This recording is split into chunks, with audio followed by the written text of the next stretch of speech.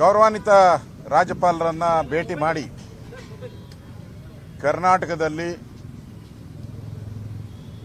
ಆಡಳಿತ ಕುಸಿದೋಗಿ ಗೂಂಡಾ ರಾಜ್ಯ ಆಗಿದೆ.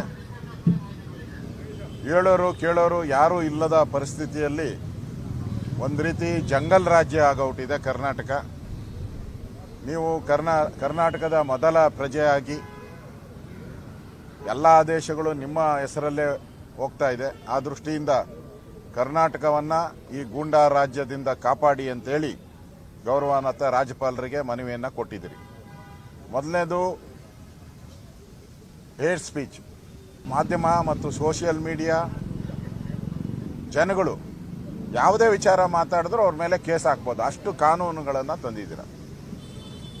ಕೈ ಸನ್ನೆ ಮಾಡಿದ್ರೆ ಕೇಸ್ ಹಾಕ್ಬೋದು, ನೀವು ಕಣ್ಣು ಮಿಟಿಕಿಸಿದ್ರೆ ಕೇಸ್ ಹಾಕ್ಬೋದು, ನೀವು ಮಾತಾಡಿದ್ರೆ ಕೇಸ್ ಹಾಕ್ಬೋದು. ಆ ರೀತಿಯಾದಂಥ ಎಮರ್ಜೆನ್ಸಿ 1975ನೇ ಇಸ್ವಿಯಲ್ಲಿ ಎಮರ್ಜೆನ್ಸಿ ತಂದಾಗ ಇಂದಿರಾ ಗಾಂಧಿಯವರು ಯಾವ ಕುತಂತ್ರವನ್ನು ಮಾಡಿದ್ರು, ಅದೇ ಕುತಂತ್ರವನ್ನು ಸಿದ್ದರಾಮಯ್ಯನವರ ನೇತೃತ್ವದಲ್ಲಿ ಇವತ್ತು ಮಾಡ್ತಾ ಇದ್ದಾರೆ.